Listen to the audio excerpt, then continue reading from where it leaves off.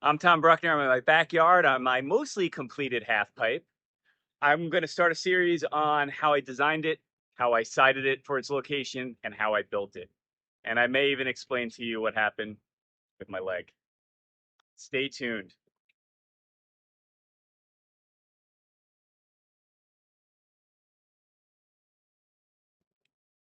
Part one, why a half pipe? Here's me at probably 13 years old.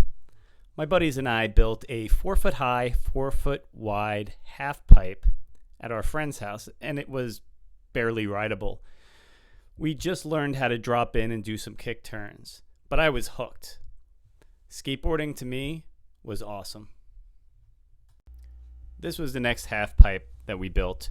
It was 4 foot high, 8 feet wide, and if you notice, the sheets are on 45-degree angles. The neighbors were complaining about the constant da-dun, da-dun, da-dun, and this was the best solution to cut down on the noise.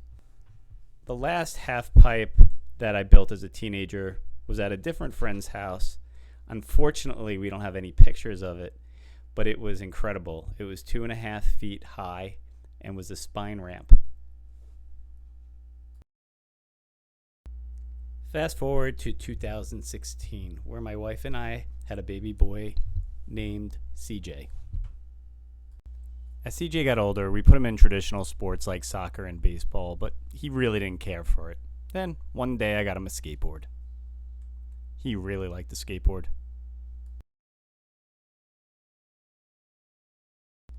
In first grade, CJ met a boy named Nico who was also interested in skateboarding.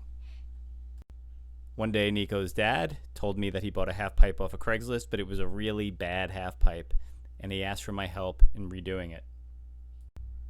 I did most of the work, but it was really fun for me to do because I enjoy building and designing and working on ramps like this.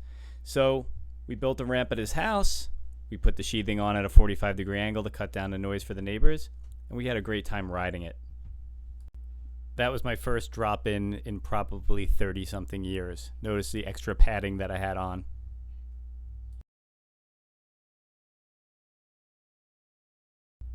But the best part was teaching my son how to skateboard and watching the boys have a lot of fun. But then I started to think to myself, I should probably have a half pipe in my backyard too. Thanks for watching the first episode.